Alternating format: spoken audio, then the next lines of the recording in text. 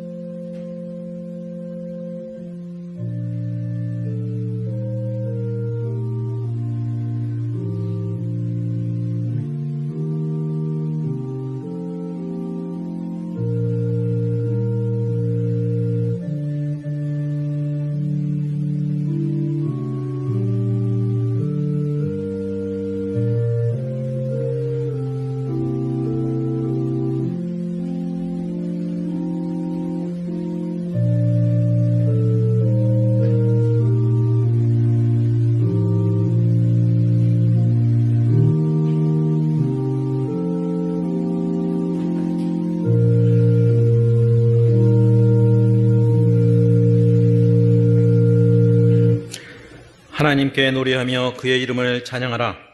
하늘을 타고 광야에 행하시던 이를 위하여 대로를 수축하라. 그의 이름은 여호와이시니 그의 앞에서 뛰놀지어다. 그의 거룩한 조소에 계신 하나님은 고아의 아버지시며 과부의 재판장이시라. 하나님이 고독한 자들은 가족과 함께 살게 하시며 갇힌 자들은 이끌어내사 형통하게 하시느니라. 오직 거역하는 자들의 거처는 메마른 땅이로다. 저를 사랑하시는 하나님 아버지, 2020년 전에 예수 그리스도를 저희의 구원을 위하여 보내주신 것 감사합니다.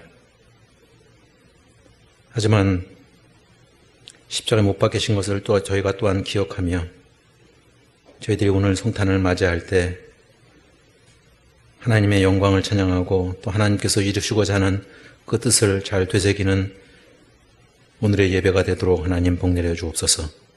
예수님 이름으로 기도합니다. 아멘. 다 같이 일어나셔서 찬송가 122장 부르겠습니다.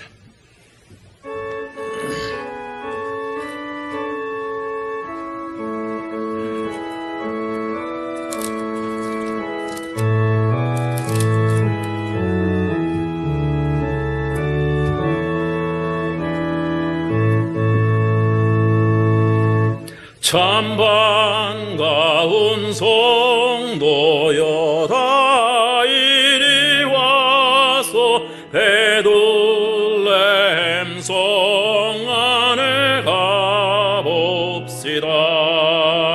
저 구유에 누이신 아기를 보고 엎드려 절하세. 엎드려 절하세. 구준하셨네.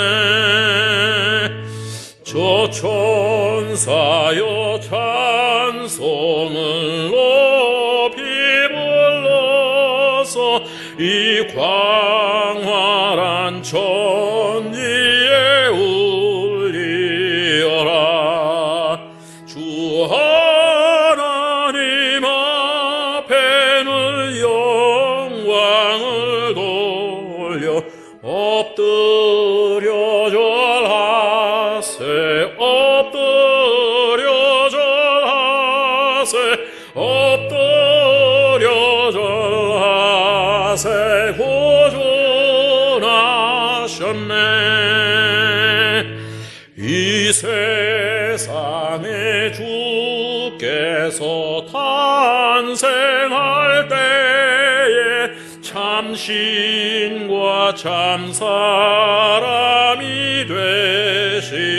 되시려고 저 동정녀 몸에서 나시었으니 엎드려 절하세.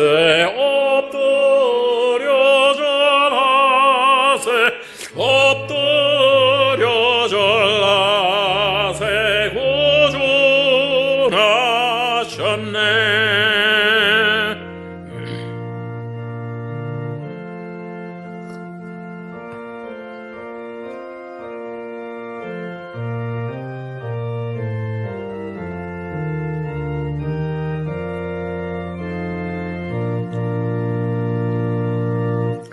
여호와의 말씀이 육신을 입어 날 구원할 구주가 되셨도다.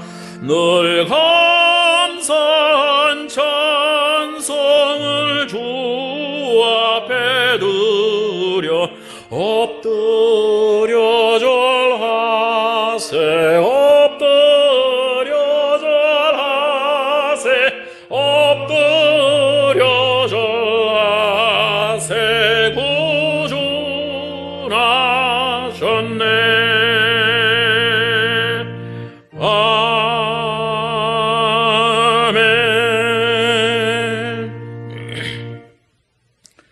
서신체로 찬송가 뒤에 있는 교독문을 119번 교독하시겠습니다.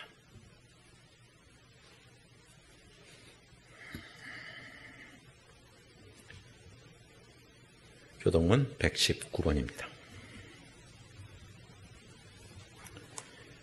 여호와의 영광이 나타나고 이는 여호와의 입이 말씀하셨느니라. 베들레헴 에브라다야, 너는 유다 족속 중에 작을지라도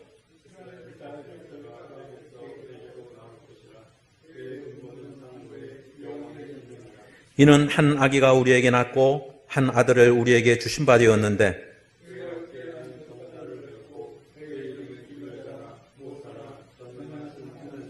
영존하시는 아버지라 평강의 왕이라 할 것임이니라. 또 다윗의 왕자와 그의 나라에 군림하여 그 나라를 굳게 세우고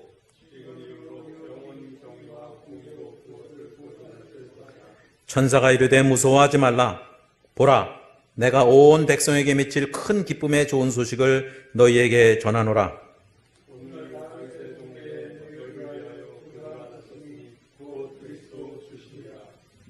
아멘. 사도신경으로 신앙 고백하겠습니다. 전능하사 천지를 만드신 하나님 아버지를 내가 믿사오며 늘 우리 주 예수 그리스도를 믿사오니 이는 성령으로 잉태하사 동정녀 마리아에게 나시고 본디오 빌라도에게 고난을 받으사 십자가에 못 박혀 죽으시고 장사한 지 사흘 만에 죽은 자 가운데서 다시 살아나시며 하늘에 오르사 전능하신 하나님 우편에 앉아 계시다가 조리로서 산 자와 죽은 자를 심판하러 오시리라. 성령을 믿사오며 거룩한 공예와 성도가 서로 교통하는 것과 죄를 사하여 주시는 것과 몸이 다시 사는 것과 영원히 사는 것을 믿사옵나이다. 아멘. 다 같이 앉아서 찬송가 115장 부르겠습니다.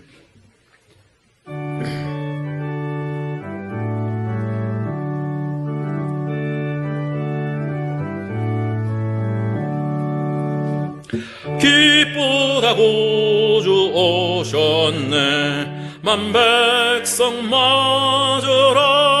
온 교회여 다 일어나. 다 찬양하여라. 다 찬양하여라. 다 찬양하여라. 구세주 탄생했으니 다 찬양하여라. 이 세상에 만물들아 다 화답하여라. 다 화답하여라. 다 화답하여라. 온 세상 죄를 사하려 주 예수 오셨네. 죄와 슬픔 몰아내고 다 구원하시네. 다 구원하시네. 다 구원하시네. 은혜와 진리 되신 주 다 주관하시니 만국 백성 구주 앞에 다 경배하여라. 다 경배하여라. 다 경배하여라.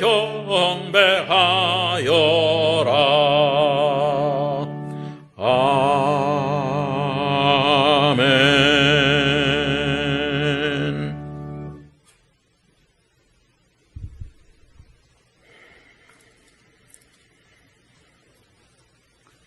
은혜와 사랑이 풍성하신 하나님 아버지, 하늘 영광을 버리시고 절망의 시대에 가장 낮고 낮은 베들레헴 말구에 오신 주님, 주님 오시고 십자가 지심으로 죄를 구원하여 주심을 감사합니다.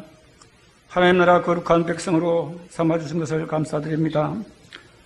주님 오신 날을 기념하여 이 시간 예배드립니다.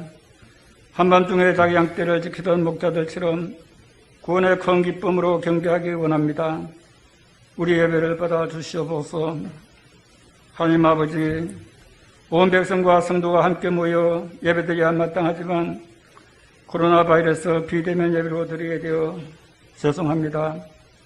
함께 감사하지 아니하고 영광 돌리지 아니한 우리의 교만과 우리의 이기심과 무절대 때문입니다. 주님 용서하여 주시옵소서. 하나님 아버지, 코로나 한가운데서도 더욱 인간의 한계를 알게 하시고 더욱 낮아지게 하시고 구원의 하나님 만나고 경험한 기회가 되게 하여 주소서. 역전의 기회가 되기를 간절히 소원하옵나이다. 세상은 여전히 죄와 거짓과 불법이 판을 치고 많은 사람이 슬픔과 눌림 속에 있습니다. 이 나라를 불쌍히 여기시고 회개의 영을 주시기를 원합나이다. 저에게 세상을 이기는 믿음을 더하여 주시옵소서. 더욱 하나님의 구원을 경험하게 하시고 하나님 앞에 정직하고 바르게 살아갈 수 있도록 믿음과 힘을 더하여 주시기를 원합나이다. 하나님 아버지, 경제적인 어려움과 일자리를 잃고 지치고 고통 중에 있는 저희 백성들을 돌아보시옵소서. 그들에게 소망을 주시고 길을 열어주시기를 원합나이다. 육신과 마음의 연약함으로 질병으로 고통 중에 있는 사람들도 많습니다. 외로움 가운데 있는 사람들도 있습니다. 하나님 아버지, 위로하여 주시고 소망해 주시고 일으켜 주시기를 원합나이다. 역사의 어둠이 짙고 절망 가운데 있던 이 나라에 하나님 아버지 복음의 빛을 주셔서 감사를 드립니다. 지난날 복음이 흥황했던 북한 땅에도 하나님 아버지 하루속히 복음의 장벽을 열어주시기를 원합나이다. 인간 우상이 무너지고 압제가 무너지고 신앙의 자유가 회복되고 구주 성탄에 큰 찬양이 울려 퍼지게 하여 주시옵소서. 하나님 아버지, 힘든 나라에서 복음을 위하여 헌신하는 선교사님들이 있습니다. 하나님께서 안전과 건강을 지켜주시고 복음의 문이 막히지 않도록 도와주시기를 원합나이다. 하나님 아버지, 이전 함께 드리는 우리 모든 성도들 마음 가운데 다시 한번 강림하시고 성도들의 가정에 아버지 이 나라 모든 교회에 하나님의 충만한 은혜가 내려주시기를 원합나이다. 이 시간 하나님의 말씀을 듣습니다. 주님 목사님 강건하게 붙들어 주시고 말씀을 주시옵소서. 저희가 마리아처럼 믿음으로 반응하고 순종하기를 원합나이다. 도와주시옵소서. 예수님의 이름으로 기도드립니다. 아멘. 아멘.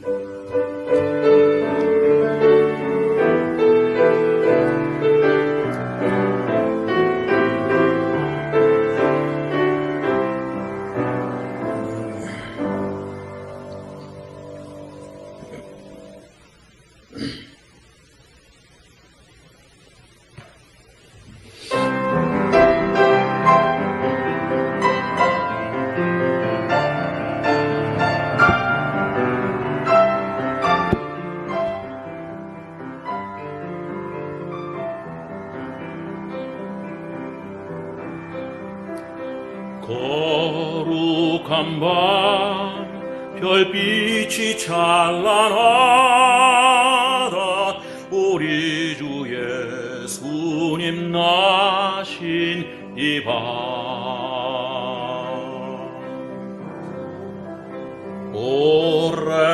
오랫동안 죄악에 얽매여서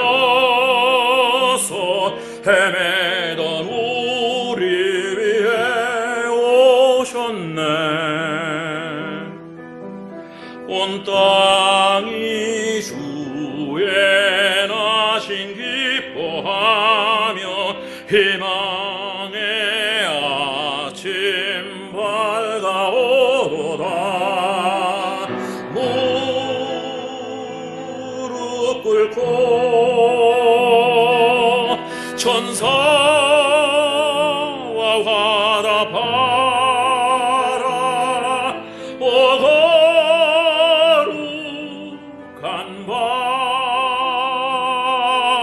주 탄생하신 밤, 이 밤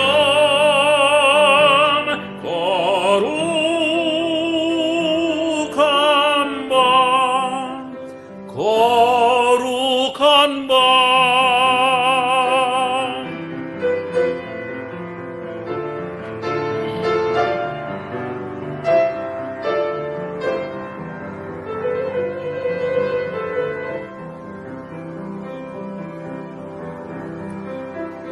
주의 뜻은 사랑과 평화로다.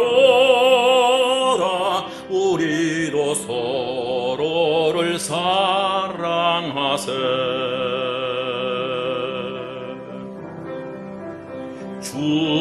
주님께서 사슬을 끊으시니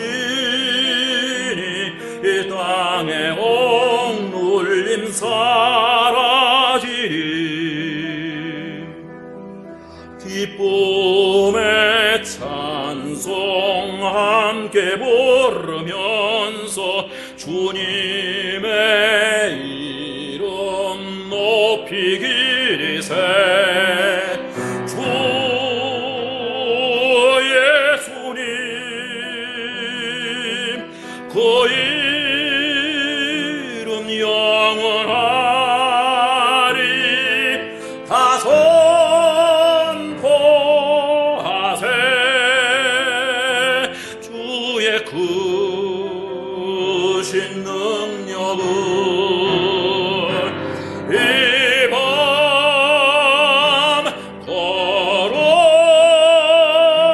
거룩한 밤, 거룩한 밤.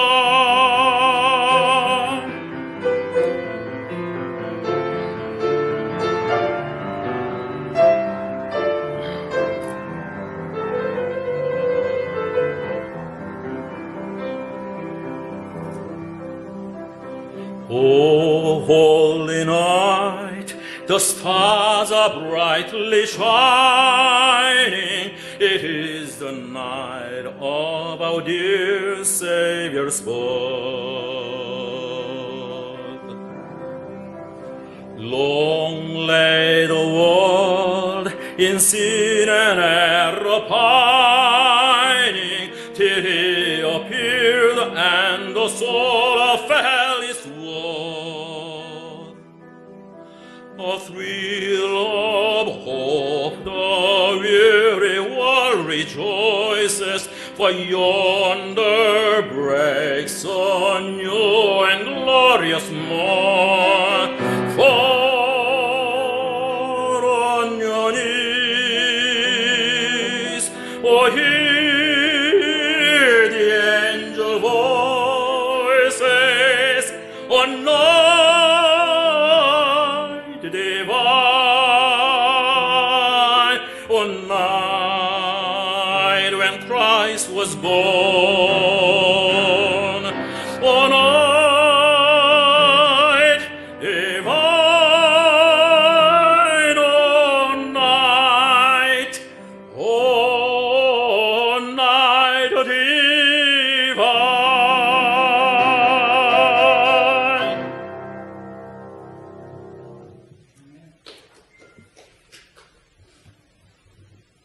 오늘 들으신 하나님의 말씀은 누가복음 2장 10절부터 14절까지입니다.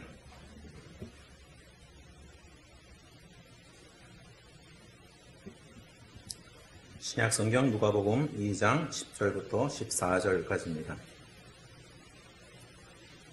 천사가 이르되 무서워하지 말라. 보라, 내가 온 백성에게 맺힐 큰 기쁨의 좋은 소식을 너희에게 전하노라. 오늘 다윗의 동네에 너희를 위하여 구주가 나셨으니 곧 그리스도 주시니라. 너희가 가서 강보에 쌓여 구유에 뉘어 있는 아기를 보리니 이것이 너희에게 표적이니라 하더니, 호련히 수많은 천군이 그 천사들과 함께 하나님을 찬송하여 이르되, 지극히 높은 곳에서는 하나님께 영광이요 땅에서는 하나님이 기뻐하신 사람들 중에 평화로다 하니라. 아멘.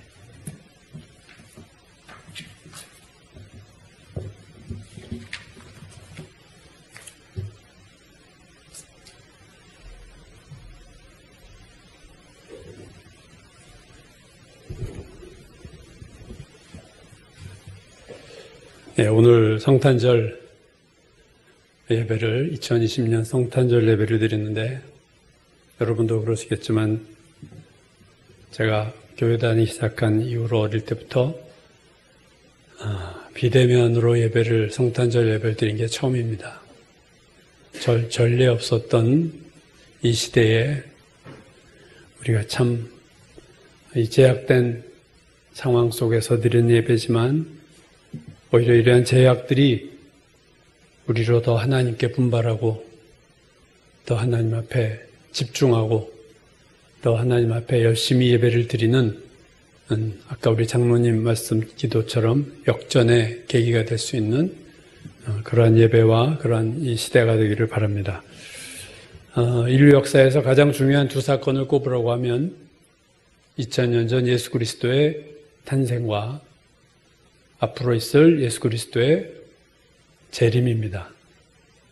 예수 그리스도의 2000년 전 탄생이 이 세계에서도 의미를 갖기 때문에 역사가 그 사건을 중심으로 기원 전과 기원 후로 나눠질 만큼 의미 있는 사건이죠.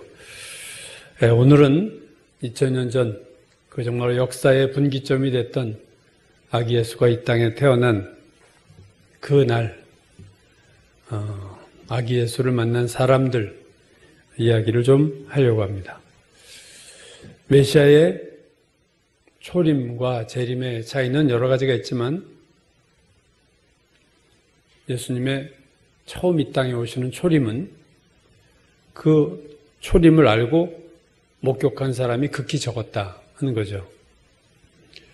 또 그때는 인류를 구원하러 오신 거고요. 그러나 재림에 예수님이 다시 오실 때는 구원이 아니라 이제는 심판의 주로 오신다. 양과 염소를 나누고 알곡과 죽정이를 가르는 그러한 그때가 아마 주님의 재림의 때다. 그리고 초림과 달리 예수님이 다시 오실 때는 온 인류가 그 사건을 아는 그러한 날이 될 겁니다.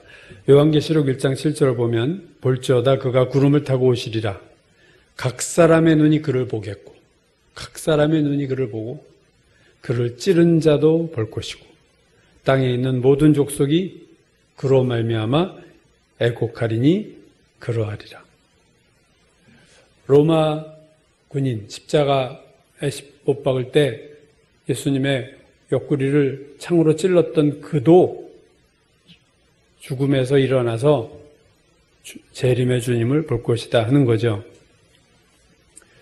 대대적으로 오시겠지만 처음 오신 이 2000년 전 이 순간은 그가 태어난 줄 안 사람은 극소수였다 하는 거죠.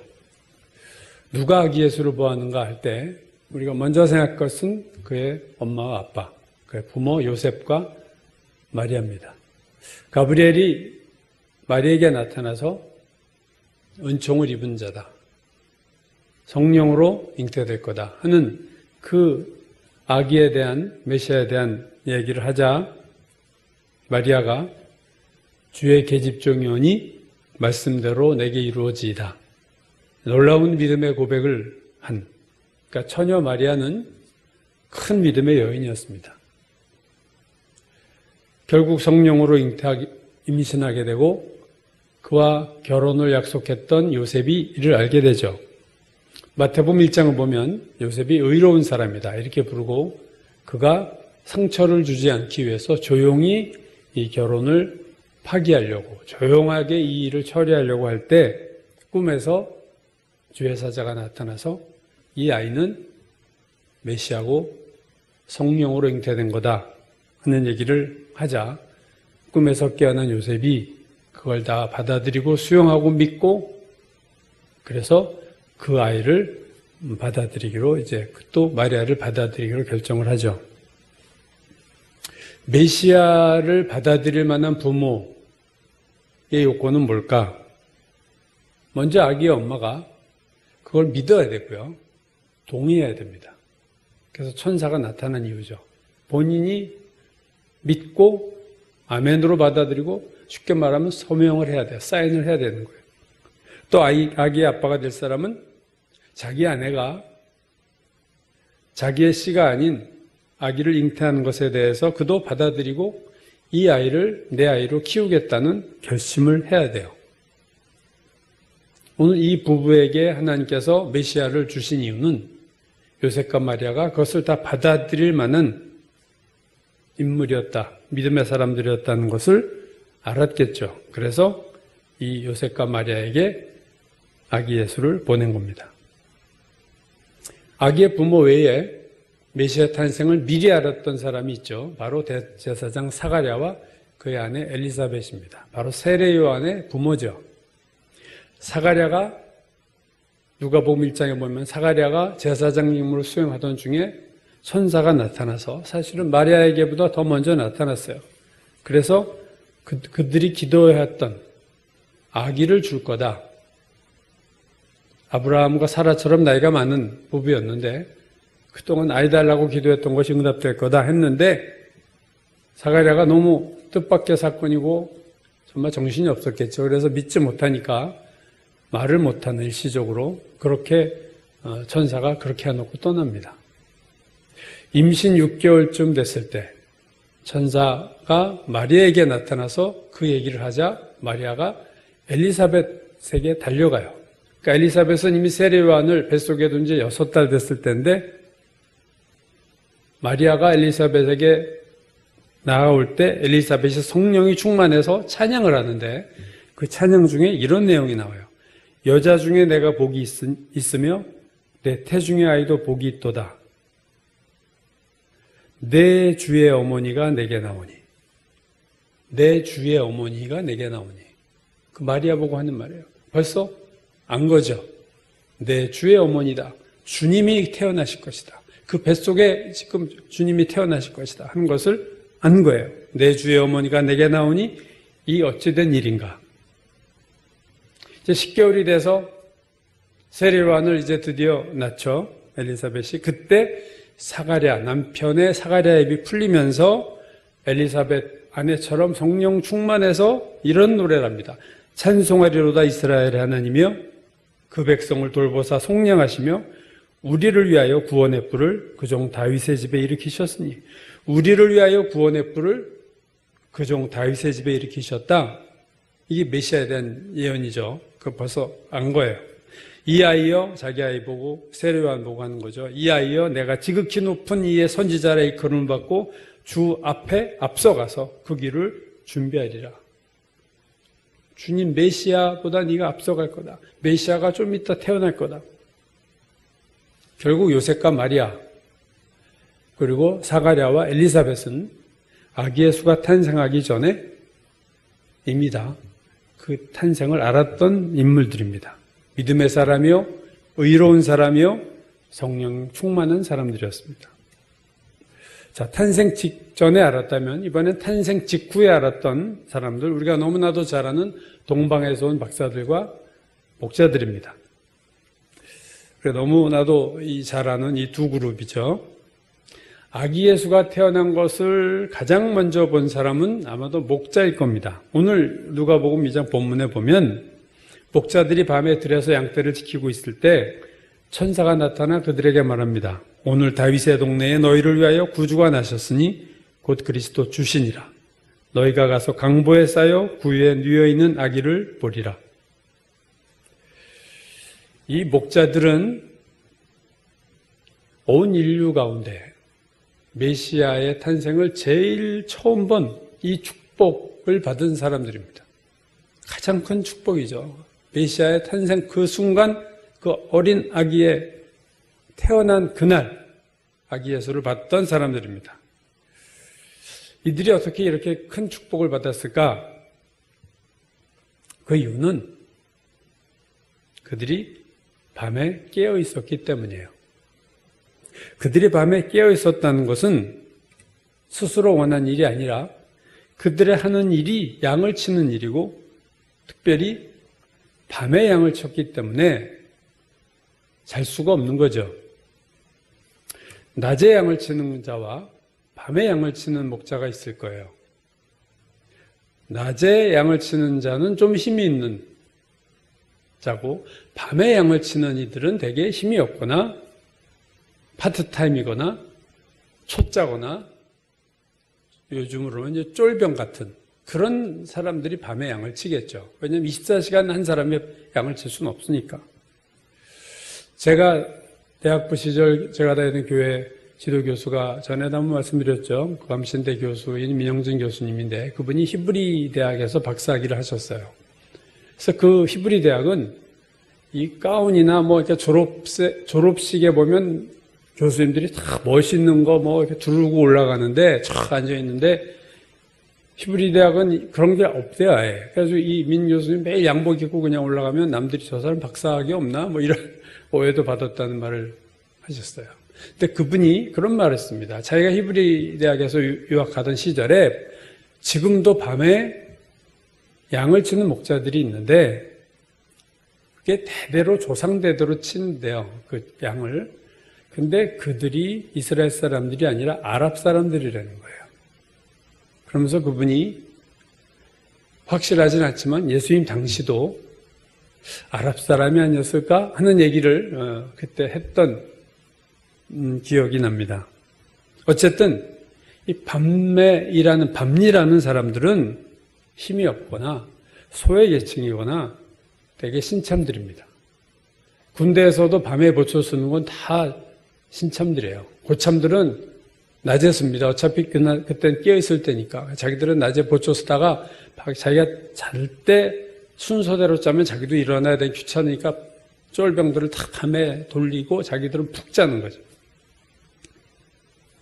오늘 이 아기 예수의 탄생을 목격한 목자들도 어떻게 보면 힘없는, 그래서 밤에 일을 해야 되는 그런 요즘으로 말하면 약간 소외계층, 그런 계층이었을 수도 있다 하는 것을 우리가 생각하게 되는 거죠. 두 번째로 아기 예수를 본 사람들은 동방에서 온 박사들입니다. 이들이 이 동방이 어디냐 할 때 되게 바벨론 아니면 페르시아로 보죠. 거기에서 온 박사라는 것이 요즘처럼 학위를 딴 박사가 아니라 별에 대해 전문적으로 연구하는, 어떻게 보면 그 당시는 뭐 천문학이라고 할 수 없고 뭐 일종의 점성술 같은 것과 좀 과학적인 것이 뭐 결합이 됐을지 몰라도 그 정도 수준일 겁니다. 그들이 예루살렘에 와가지고 아기 예수에 대해서 이렇게 물어요. 유대인의 왕으로 나신 이가 어디 있느냐? 그러니까 그들은 자기들의 왕이라고 얘기하지 않고 너희들의 왕이다. 자, 너희들의 왕이 태어났는데 어디 있느냐 하는 거죠. 메시아를 자신들의 왕이라고 생각하는 이스라엘 사람들은 정작 메시아의 탄생을 보지 못했는데 메시아가 자기의 왕이 아니라 유대인의 왕이라고 생각하는 동방 박사들은 그 메시아를 봤다는 게 참 놀랍습니다. 이 동방 박사들이 어떻게 이 아기 예수가 있는 곳까지 올 수 있었을까? 마태복음 2장 2절에 보면 이렇게 답을 하고 있어요. 유대인의 왕으로 나신 이가 어디 계시냐? 우리가 동방에서 그의 별을 보고 그에게 경배하러 왔다. 그러니까 그의 별을 봤다는 거예요. 동쪽에서부터 그의 별, 아기 예수의 탄생을 알리는 별, 이 별이 그때만 일시적으로 나타난 별이었는지 아니면 어떤 긴 주기를 가지고 있는 별이 그때 나타난 건지에 대해서는 사실 정확히 하지 않죠. 그러나 분명한 것은 이 메시아를 찾아 이 예루살렘까지 찾아온 이 동방 박사들은 믿음으로 찾아온 것이 전혀 아니고 어떤 별을 보았기 때문에 찾아온 거예요. 그들이 별을 보고 쫓아왔기 때문에 아마 낮에는 자고 밤에 이동했으리라고 보는 거죠. 왜냐하면 낮에는 별이 안 보이니까요. 바벨론에서 만약에 왔다고 하면 그 바벨론 포로로 끌려갔던 백성들이 돌아오는 구약의 기록을 보면 한 4개월. 만약에 페르시아에서부터 왔다고 하면은 그보다 더 훨씬 긴 여행이 됐을 거예요. 그러니까 그들은 4개월 이상 낮에는 자고 밤에는 깨어서 별만 보고 4개월 이상을 쫓아온 사람들입니다. 한마디로 동방 박사들이 아기 예수를 만났을 수 있는 이유는 그들이 늘 하늘을 쳐다봤기 때문에 가능했다. 자, 목자들이 아기 예수를 제일 먼저 봤고 동방 박사가 아기 예수를 만난 곳은 정확하게 타이밍을 잡을 수가 없어요. 어쨌든 동방 박사도 봤고요. 그 다음에 이제 또 다른 사람들이 있는데 누가복음 2장 22절을 보면 아기 예수의 부모가 정결 예식이라는 게 있어요. 그것은 아기가 태어난 지 40일 됐을 때 정결 예식을 치르기 위해서 아기를 데리고 예루살렘에 올라갔다. 이런 기록이 누가복음 2장 22절에 나옵니다. 그러니까 정결 예식의 날은 이 아이를 40일 지난 후에 정결하게 율법의 말씀대로 그 정결한 예식을 치르는 거예요. 그래서 이 정결 예식을 치르기 위해서 예루살렘 성전으로 들어갔는데 그때 두 사람을 만납니다. 그 두 사람이 시므온과 안나라는 여선지자예요. 먼저 시므온을 보면요. 누가복음 2장 25절은 시므온에 대해서 이렇게 설명합니다. 예루살렘에 시므온이라는 사람이 있으니 이 사람은 의롭고 경건하여 이스라엘의 위로를 기다리는 자라. 성령이 그 위에 계시니라. 자, 예루살렘의 한 시민, 요즘으로 하면 그냥 평범한 시민인데 시므온이라는 사람이 있어요. 이 사람은 의롭고 경건하고 그 다음에요 이스라엘의 위로를 기다렸다. 자, 이스라엘의 위로가 뭐냐? 당시 이스라엘은 로마의 속국이죠. 한마디로 소망이 없어요. 근데 그들에게 위로가 되는 것은 뭐냐? 이스라엘의 위로는 메시아의 탄생입니다. 그러니까 시므온이 이스라엘의 위로를 기다리는 자라는 의미는 그가 메시아를 간절히 기다리고 있었다. 그러면서 성령이 그 위에 계셨다. 참 이 말씀도 놀랍죠. 아주 성령의 사람이었어요. 성령이 그 위에 계셨다. 그래서 26절과 20절 보시면요. 시므온에 대해서 이렇게 말씀하고 있어요. 그가 주의 그리스도를 보기 전에는 죽지 아니하리라는 성령의 지시를 받았다. 그러니까 성령의 사람인데 이스라엘의 위로를 기다리는데 성령께서 야, 그렇게 기다리는 그 메시아 너 보고 죽을 거야. 네가 죽기 전에 메시아를 볼 거야 하는 성령께서의 음성을 들려주셨다는 거죠. 그리고 27절 보시면 성령의 감동으로 성전에 들어가매. 이 사람 성령이라는 단어가 3번 나오죠. 성령이 그 위에 있고 성령의 지시를 받아서 메시아를 볼 거라는 지시도 과거에 이미 받았고 지금 현재 성령의 감동이 와서 예루살렘 성전에 들어갔다.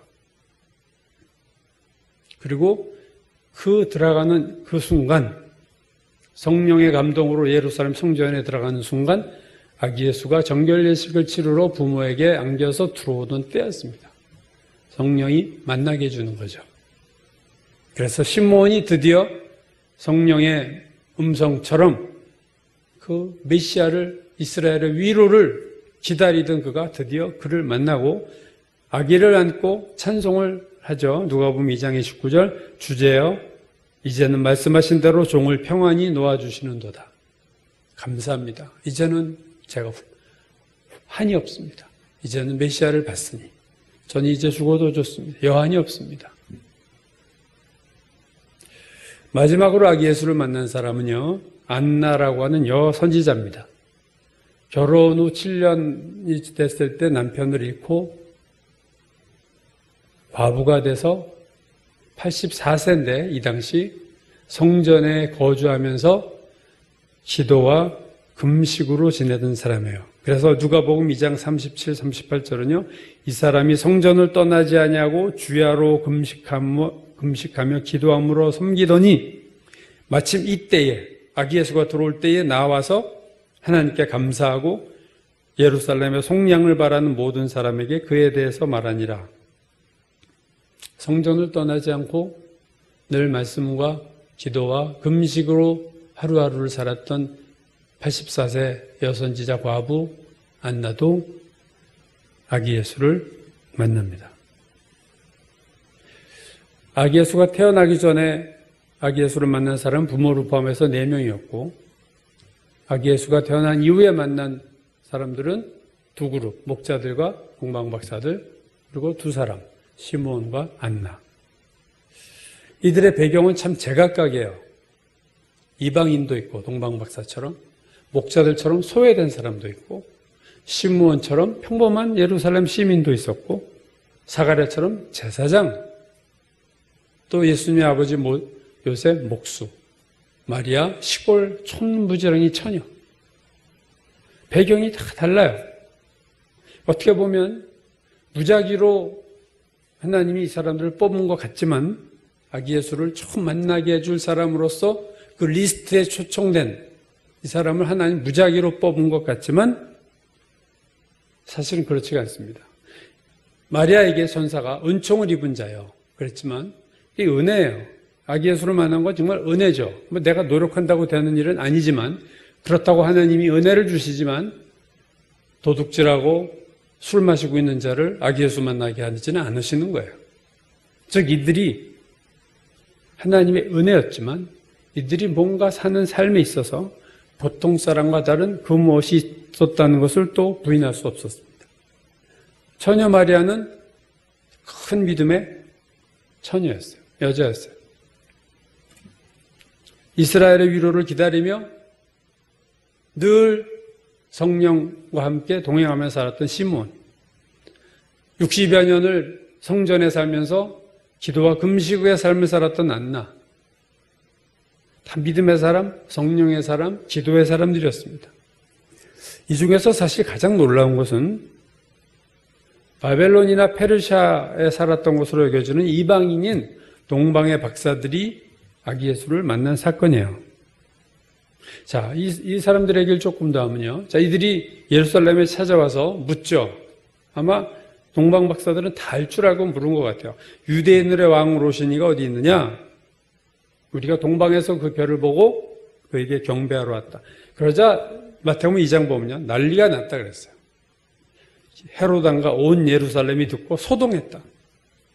가장 놀란 사람은 헤롯 왕이죠. 자기가 지금 유대인의 왕인데 유대인의 왕으로 왔다는 거예요. 누구가? 유대인으로 왕으로 오신 이가 어디 있느냐?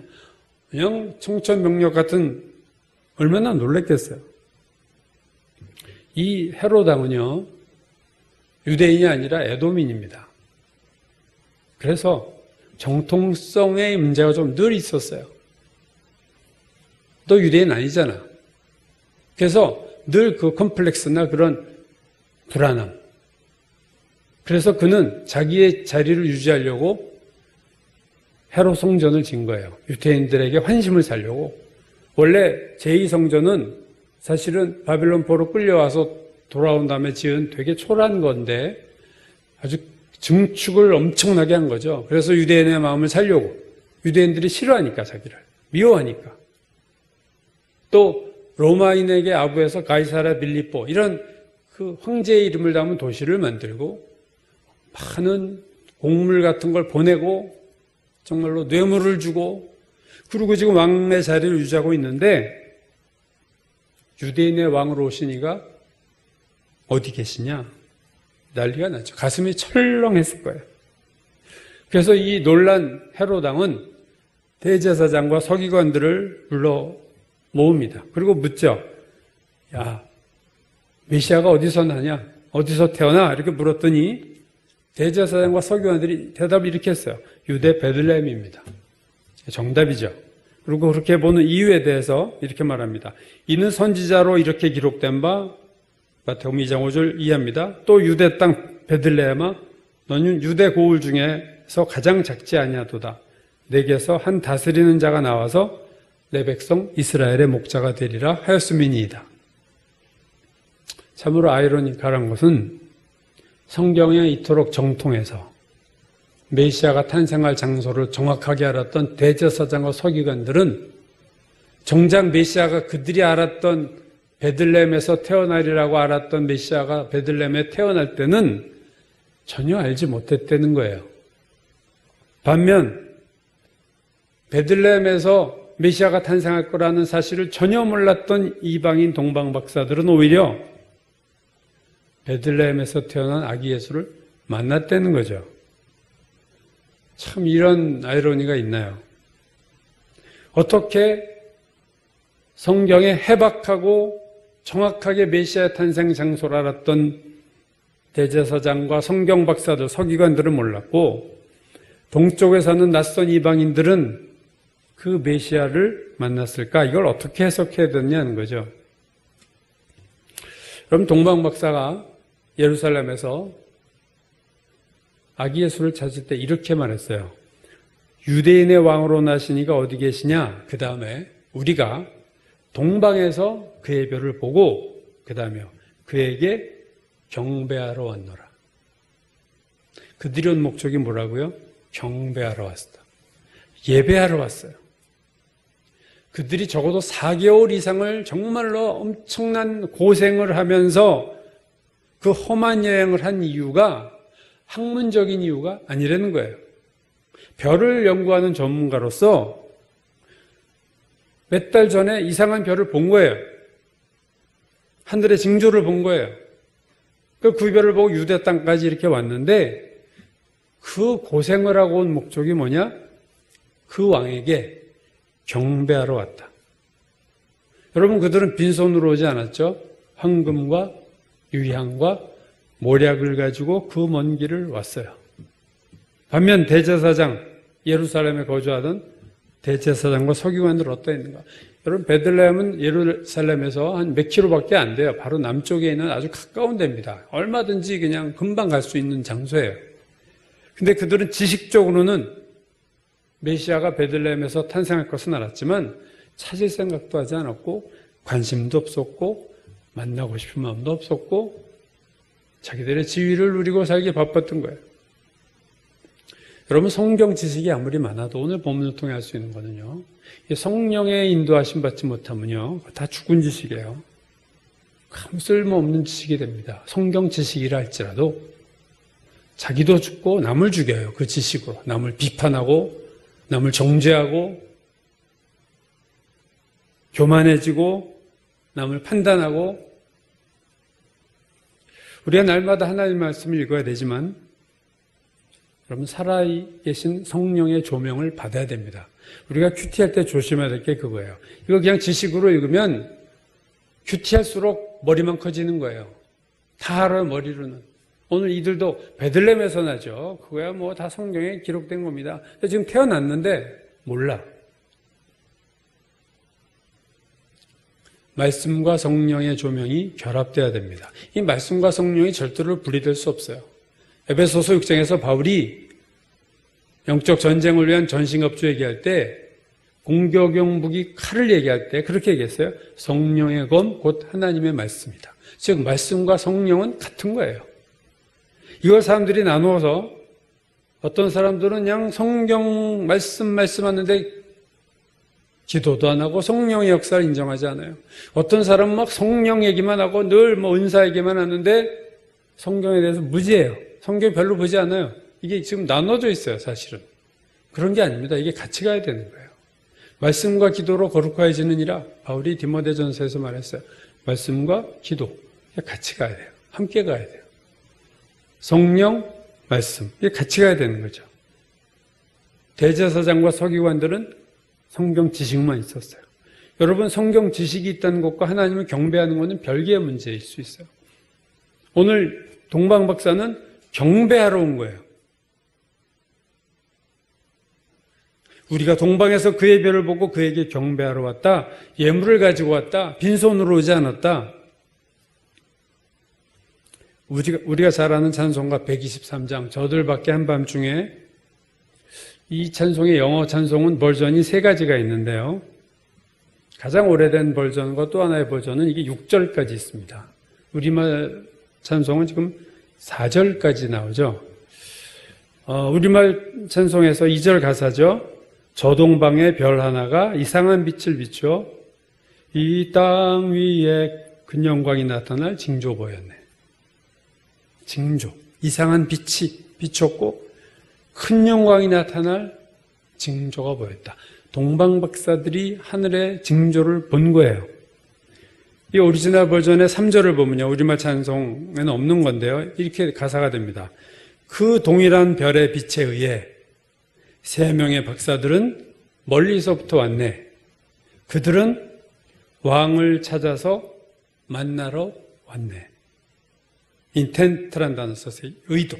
그가 왕을 그가 온 이유는 그 만나기 위해서. 그래서 그들은 그 별이 어디를 가든 그 별을 따라갔네. 참 말이 중요하죠. 그 별이 어디를 가든 그 별을 따라갔다. 그러니까 동방 박사들이 먼저 하늘의 징조를 보았습니다. 그리고 그들은 그 별을 따라 길을 떠났는데 그 별이 어디로 가든 따라간 거예요. 그리고 따라간 이유와 목적은 왕을 만나는 것 하나였어요. 다른 목적이 없었어요. 메시아를 만나고자 하는 그것이 목적의 전부였다. 즉 동방 박사들은 별을 보았고 오직 왕을 만나기 위해서 별을 따라왔던 거죠. 그래서 왕을 드디어 만나고 예물을 드렸는데 여러분 성경의 마태복음에 보면은요, 그들이 아기에게 엎드려 경배했다 이렇게 말씀하고 있어요. 여러분 엎드렸어요. 이게 최상의 존경 아니에요? 그 수염이 긴 그들이 아기 예수에게 엎드려 경배했다. 참 엎드려 경배할 수 있다는 게 얼마나 이들의 이 중심, 이 자세예요. 여러분 이 동방 박사가 아기 예수 드디어 만나서 예물을 드리고 황금과 유향과 모략을 드리고 엎드려 경배한 다음에 뭐 했나요? 집으로 돌아간 거죠. 몇 달에 걸쳐서요? 또 4달 이상에 걸쳐서. 이들이 뭐 보상받은 거 있습니까? 하나도 없어요. 그냥 왕을 만나서 뭐 얻은 거 보상 하나도 없어. 그냥 있는 거 주고 왔잖아요. 그나마 예물을 드리고 왔어요. 다른 목적 없이 그냥 왕을 만나서 예물을 드리는 것, 그게 그들이 여기까지 먼 길을 온 전부였어요. 여러분 이게 진정한 예배의 정신이라고 난 생각합니다. 이방인들이 예배가 무엇인지를 보여준 거예요. 예배는 드리는 거야. 예배는 왕을 만나는 거야. 만나면 된 거야. 그리고 내게 있는 뭘 받으려고 하는 게 아니라 드리는 거예요. 우리는 예배 때 자꾸 뭐 받을 생각을 하는데 여러분 받을 생각하지 마세요. 그냥 드릴 생각만 하십시오. 유대인 대제사장 서기관들보다 예배를 가장 제대로 알고 제대로 드렸던 이방인 동방 박사들입니다. 마태복음 2장 9절은 박사들이 왕의 말을 듣고 갈새, 예루살렘에서 이제 베들레헴으로 가는데 동방에서 보던 그 별이 문득 앞서 인도하여 가다가 아기 예수 있는 곳 위에 머물러 서 있는지라. 그러니까 이 별이요, 움직이는 별이었다는 걸 알 수 있습니다. 이 별이 앞서 인도하여 가다가 아기 있는 곳 위에 머물러 서버렸다. 그러니까 우리가 크리스마스 카드에서 보듯이 별이 이렇게 빛이 쫙 아래로 와서 어디를 비추고 있는 게 그렇게까지 비쳤는지 모르지만 그게 과장된 게 아닐 수도 있다는 거 오늘 본문을 보면 알 수 있죠. 그게 움직여 가다가 아기 있는 곳 위에 머물러 서 있다. 그 별이 그 위에 서 있는지 어떻게 알겠어요, 동방박사? 뭔가 빛을 알아서 쏴줬으니까 알겠죠. 마치 이 장면을 보면요, 출애굽하던 광야 이스라엘 백성 생각이 납니다. 구름 기둥과 불 기둥이 움직이면 그들이 쫓아가다가 그 불 기둥이나 구름 기둥이 멈추면 그들도 멈췄잖아요. 여러분 이게 성령이 인도하심을 어떤 상징적으로 보여준다고 저는 생각합니다.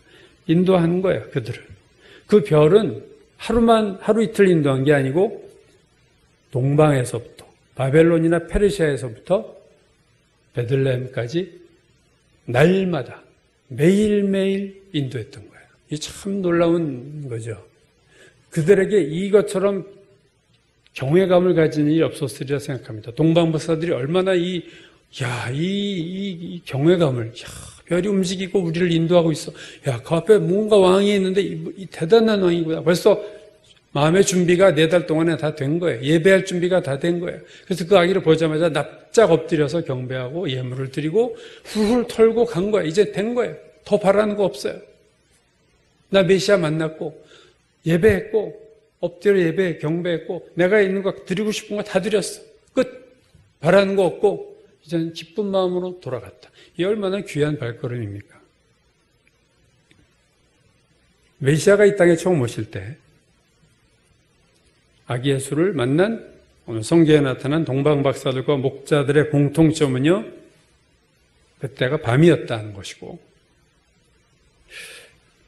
동방 목사들은 밤에 이동했고 목자들은 밤에 양을 지키는 자들이에요. 그러니까 다 밤에 뭔가 일을 해요. 밤에 이동을 하고 밤에 양을 지키고, 동방 목사는 밤에 하늘을 살피고 목자들은 밤에 깨어있고, 동방 박사는 별을 보기 위해서 밤에 깨어 있어야 되고 목자들도 밤에 양떼를 지키기 위해서 깨어 있어야만 됐죠. 동방 박사와 목자들은요, 밤에 깨어 있는 자들입니다. 한마디로 그들은 밤에 깨어 있는 자들이다. 참 말이 의미가 있어요. 오늘 누가복음 2장 본문에서 천사가 목자들에게 이렇게 말했습니다. 보라, 내가 온 백성에게 미칠 큰 기쁨의 좋은 소식을 너희에게 전한다. 자, 이 소식은 온 백성에게 미칠 소식이에요. 온 백성에게 영향을 주는 소식인데 그 소식은 너희에게 전하겠다. 온 백성에 전하는 게 아니라 너희에게 전한다. 메시아의 탄생은 모두에게 전해질 소식이지만 첫 번째 태어난 소식을 받은 이들은 극소수였다. 누가요? 밤에 깨어있는 자들에게 천사가 하나님이 보여주셨다. 천사가 목자들에게 그 탄생을 전하자 수많은 천군 천사가 하나님을 찬송하는 장면이 나옵니다. 지극히 높은 곳에서는 하나님께 영광이요, 땅에서는 하나님이 기뻐하신 사람들 중에 평화로다. 하나님이 기뻐하신 사람들, 뭐 여럿이 있겠지만 적어도 이 아기 예수를 만난 사람들, 하나님이 기뻐하신 사람들입니다. 그들이 아기 예수를 만난 거죠. 저는 그 시므온은, 예루살렘에 살았던 시므온은 동방 박사와 비슷하다고 생각해요. 왜냐하면 시므온도 이스라엘의 위로를 기다리며 늘 하늘을 살피던 자였고, 동방 박사처럼 늘 하나님 메시아를 언제 보내실 겁니까? 제가 죽기 전에 본다고 하셨는데 하면서 늘 하늘을 바라보던 사람이었다는 점에서 시므온도 동방 박사 같은 사람들이었다, 이렇게 볼 수 있고요. 여선지자 84세 안나는 목자들과 비슷한 사람이었다. 왜냐하면 안나는 성전에서 늘 기도와 금식으로 깨어 있었던 여자였어요. 목자들은 육신의 눈을 뜨고 깨어 있었지만 안나 여선지자는 영적인 깨어남을 가지고 늘 살았던 사람입니다. 그들이 다 아기 예수를 만났어요. 하나님은 초림의 예수님을 만난 자는 깨어있는 자였고요. 재림의 예수님도 깨어있으라 그러죠. 깨어있는 자가 주님이 다시 오시는 것도 알 수 있고 준비할 수 있다. 초림의 메시아가 오신 시점은 밤이었고 다시 오실 재림의 주님이 오실 때도 역시 전 어두운 밤일 거라고 생각합니다. 마태복음 24장 12절에서 예수께서 불법이 성함으로 많은 사람의 사랑이 식어지리라. 불법이 많으면요, 사람이 사랑이 식고 미움이 커져요. 자꾸 불법의 뉴스를 매일 보면요, 사람들이 분노하고 이 뉴스를 믿지 않고 언론도 믿지 않고 정부도 믿지 않고 사랑은 식어지고 저 세상이 그렇게 되어가고 있어요. 누가복음 18장 8절 인자가 올 때에 세상에서 믿음을 보겠느냐? 다원주의 신학이 생겨나면서 예수 그리스도만을 믿는 이 고백을 하는 사람의 숫자가 이제는 소수화될 수 있는 그런 경향으로 가고 있습니다. 주님이 다시 오실 때도 제가 지지난주인가 얘기했지만 불법의 사람이 오려면 적그리스도가 오려면 불법의 시대가 먼저 될 거고요. 저는 지금이 불법의 시대요, 타락한 시대요, 어둠의 시대요, 악한 시대입니다. 캐나다에서는 부모 모르게 그 애를 성전 안 시키려고 하는 걸 부모가 소송 걸었는데 부모가 처음에 패소했어요. 미국도 그렇고. 미국에서 메리 크리스마스 하면은요, 구구주의자가 되는 거예요. 아니, 왜 그리스도라는 남이 혐오하는 그런 표현으로 왜 해피 홀리데이로 하지? 그래서 요즘 오바마 이후로 해피 홀리데이로 갔다가 요새 트럼프가 되고 나서 또 다시 메리 크리스마스 얘기를 하지만 어떤 진보 교육을 받은 젊은 세대는요, 다 해피 홀리데이라고 한다고 합니다. 그래서 미국에서는 이걸 크리스마스 전쟁이라고 그래요. 참, 전쟁도 아닌 전쟁. 이게 가치관의 전쟁이죠. 이걸 메리 크리스마스로 하는 것이 이게 구구주의냐? 우리나라 고용노동부에서 공문에 보면요, 크리스마스를 기독탄신일로 표현해서 이렇게 공문을 다 보냈어요. 그것 이제 기독교가 어필을 했다고 하는데, 여러분, 불교는요, 옛날에 석가탄신일이 있었다가 계속 정부에 담령 넣어서 부처님 오신 날로 바꿨어요, 이름을. 그래서 공문에는요, 부처님 오신 날이 되는데, 거기는 부처님 하는데, 여기는 성탄절 크리스마스가 아니라, 이제 거꾸로 석가탄신일 같은 표현을 쓰는 거예요. 기독탄신. 우리나라도 이거 좀 이상해, 이게 하는 것들이. 주님이 오실 때도 이렇게 어두울 거다. 이미 어두워졌고 더 어두워질 텐데. 역설적인 거는요, 어두울수록 조그만 빛도 잘 보인다는 겁니다. 화날 때는 촛불이 보이지 않지만 전기가 다 나가면요, 촛불이 크게 보일 수밖에 없어요. 어둠의 시대에 조그만 빛도 깨어만 있다면 발견할 수 있어요. 중요한 건 그래서 깨어있는 겁니다. 깨어있으면 밤이기 때문에 조그만 빛도 보이게 돼 있어요. 큰 환한 빛이 아니더라도 우리는 그 빛을 발견할 수 있습니다. 주님이 오실 때도 깨어있는 자, 하늘을 쳐다보는 자들이 아기 예수를 만난 것처럼, 주님이 다시 오실 때에도 주님이 거듭 말씀하신 것처럼, 베드로도 말하고 바울도 말한 것처럼 깨어있으라. 우리도 그들처럼 깨어있어야 되는 하나님의 사람, 깨어있는 자가 되는 싸움이 오늘 우리 영적인 싸움이다 생각합니다. 계속 세상은 우리에게 졸음을 가져다 주고 세상이 자꾸 술을 줘서 제정신 아니게 만드는 것이 사단의 목적이에요. 우리는 술 취하지 말며 세상 술에 취하지 말고 세상 잠에 취하지 말고 우리가 낮에 속한 자이므로 깨어있는 자가 되는 것이 오늘 주님 오실 때 아기 예수를 만난 사람들을 보면서 오늘 이 시대에도 우리가 어떠한 신앙이 되어야 될 것인가를 알 수 있는 중요한 지표라고 생각합니다. 기도하겠습니다. 고마우신 하나님, 2000년 전에 조용한 시골 마을에, 그것도 말구 위에서 위대한 메시아의 탄생이 있었습니다. 그것을 세상은 모르고 다 잠들고 있었지만 하늘의 별을 살피던 동방 목사가 그 먼 길을 찾아서 찾아왔고, 들에서 양을 치던 목자들도, 밤에 깨어있던 그들도 아기 예수 탄생의 소식을 듣고 아기 예수께 찾아왔던 것을 기억합니다. 주님을 만나는 자는 깨어있는 자고 땅을 살피는 자가 아니라 이 세상에서 무엇을 먹을까 마실까에 빠져있는 자가 아니라 항상 머리를 두고 위의 것을 찾는 자인 것을 기억합니다. 오늘 2020년 성탄절, 우리도 깨어있는 자가 되기를 원합니다. 우리도 하늘을 쳐다보는 자가 되기 원합니다.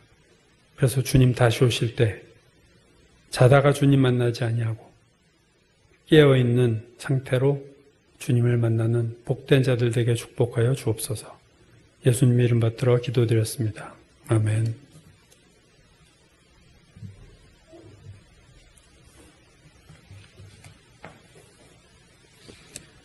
찬송가 123장 부르겠습니다.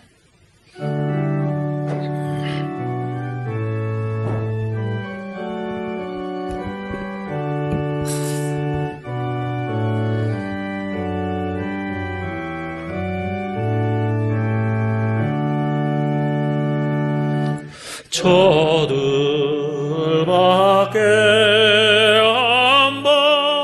한밤중에 양틈에 자는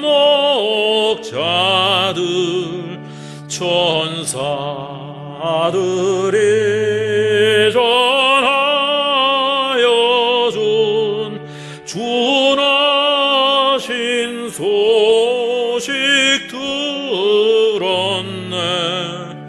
노엘 노엘 노엘 노엘 이스라엘 왕이 나셨네. 저 동방의 별 하나가 이 선한 빛을 비추어 이 땅 위에 큰 영광이 나타날 징조 보였네. 노엘 노엘 노엘 노엘 이스라엘 왕이 나셨네. 그 한 별이 베들레헴 향하여 바로 하더니 아기 예수 누신지 그 위에 오자 멈췄네. 노엘 노엘 노엘 노엘 이스라엘 왕이 나셨네. 저 동방의 사들이 새아기 보고 절하고 그 법에 합타여로서 세 가지 예물 드렸네. 노엘 노엘 노엘 노엘 이스라엘 왕이 나셨네. 아멘.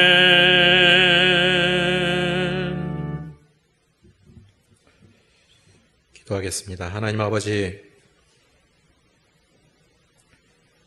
2020년 성탄 예배를 드리게 됨을 하나님 앞에 감사를 드립니다.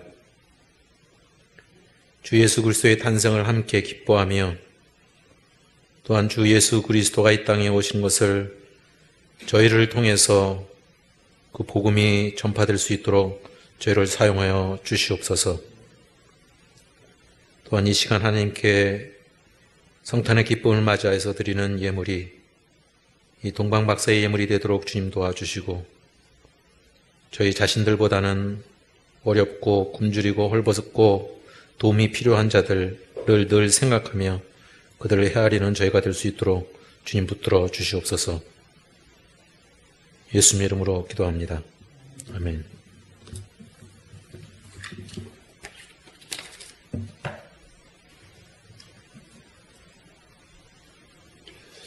성탄절이 좀 올해는 좀 남다른 생각을 많이 하게 됩니다. 그래도 코로나가 성탄절의 의미를 퇴색시킬 수는 없고 성탄절의 기쁨을 건드릴 수가 없습니다. 놀라운 은혜, 놀라운 축복의 날, 우리가 마음껏 하나님을 찬양하고 기뻐하는 성탄절이 되어야 될 줄 믿습니다. 이번 주 주일 오후에 원래는 당회로 모이겠지만 아시다시피 모임이 안 되기 때문에 주일 오후에 카톡방에 서면으로 정리를 해서 보고를 올리려고 합니다. 전체 카톡방은 우리 교우 아닌 분들도 적지 않기 때문에 거기다 올리지 않고요.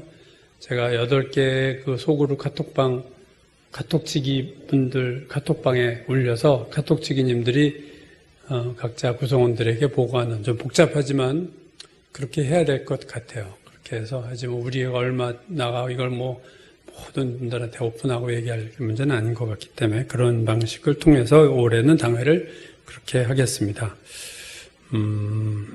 오늘 성탄절을 이제 맞이한 기도 제목은 코로나 이 확산되는 거 멈출 수 있게 하나님 도와달라는 기도와 백신에 속히 공급되도록 기도해 주시고, 특별히 북한 사회에 상상할 수 없는 어려움 속에 있을 우리 동포들을 위해서 기도하는 시간을 또 갖고요.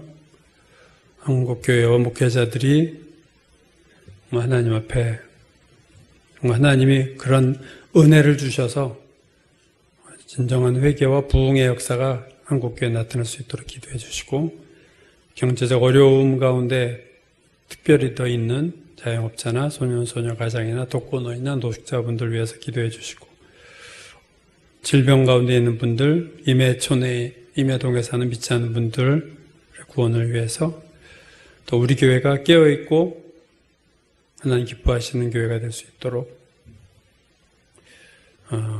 또 우리 교회 몸이 아픈 분들, 마음이 힘든 교우들에게, 또 우리 또 자녀들에게 정말 믿음의 자녀들, 성령의 충만함을 입을 수 있고 구원의 확신이 있는 자녀들이 되도록 그렇게 우리 기도 제목들을 가지고 잠깐 우리 동성으로 기도하겠습니다.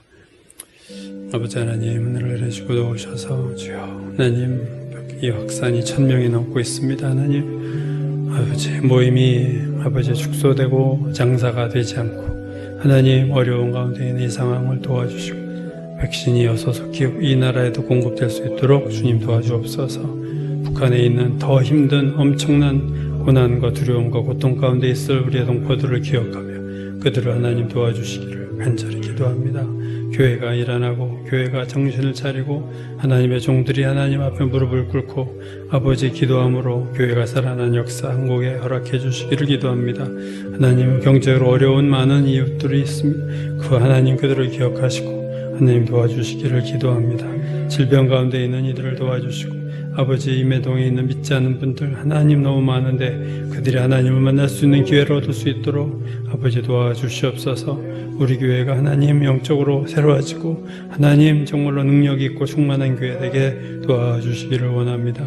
우리 교우들이 더 깊은 은혜가 알고 믿음 가운데 들어가게 하소서. 우리에게 마음이 아픈 교우들, 마음이 힘든 교우들 하나님 영육간에 강건함을 주시고 우리의 자녀 세대 청년들의 구원의 확신과 성령의 충만함으로 덧입혀 주시옵소서. 주여 믿습니다. 역사옵소서.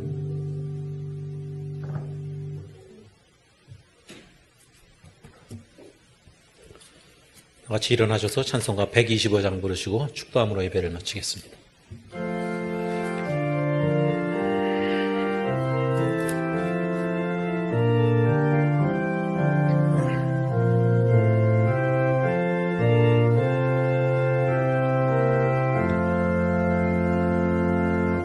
천사들의 노래가 하늘에서 들리니 산과들이 기뻐서 메아리 쳐 울린다.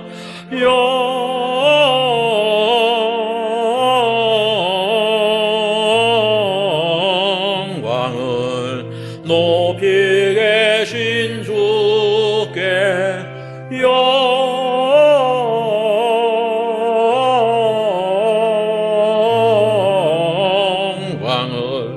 높이 계신 주님께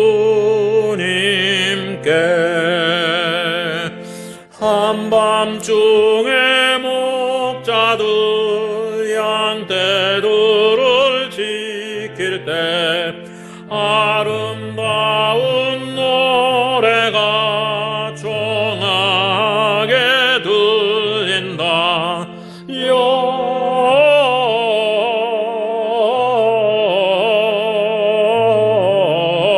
영광을 높이 계신 주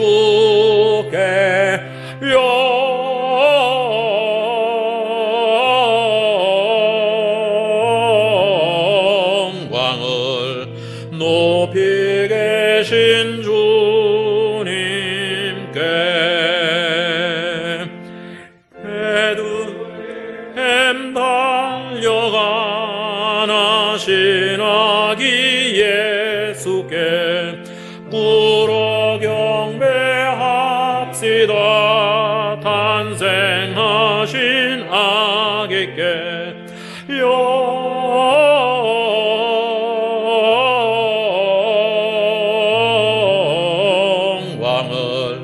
높이 계신 주께 영광을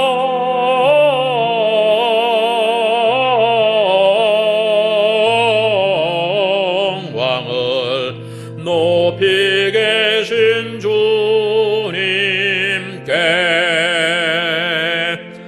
구유 안에 누이신 어린 아기 예수께 우리들도 다 함께 기쁜 찬송 부르자.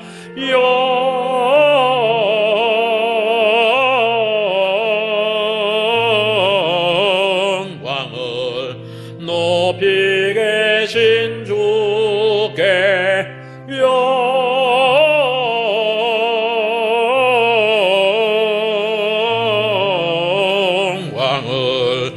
높이 계신 주님께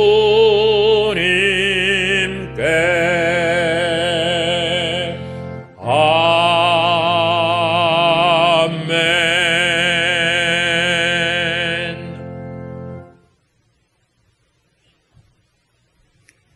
기도하겠습니다. 아기 예수가 탄생하던 날에 하늘에서 아름답게 울려 퍼졌던 천사들의 노래를 기억합니다. 하나님, 우리에게도 그 찬양을 가르쳐 주옵소서. 동방 박사들이 4개월 이상 먼 길을 산 넘고 물을 건너 찾아와서 아기 예수와 함께 경배하고 엎드려 절하고 예물을 드리고 돌아간 그 예배의 마음을 우리에게 가르쳐 주옵소서. 우리도 오늘 그 아기 예수께 그런 아름다운 찬양, 아름다운 예배 드리게 축복하여 주옵소서. 이젠 우리 구주 예수 그리스도의 놀라우신 은혜와 아버지 하나님의 그 크신 사랑과 성령의 감화 감동하심으로 우리와 교통하시는 그 은혜가 오늘 이 예배를 드리고 정말로 주님과 함께 임마누엘하는 그 놀라우신 주님을 다시 새롭게 만나고 우리도 하나님 참 예배를 회복하고 진정한 찬양을 배우는, 그래서 아름다운 찬양과 아름다운 경배를 드리기를 원하는 우리 모든 성도들 머리머리 위에 지금부터 영원까지 함께 하시기를 간절히 축원하옵나이다. 아멘.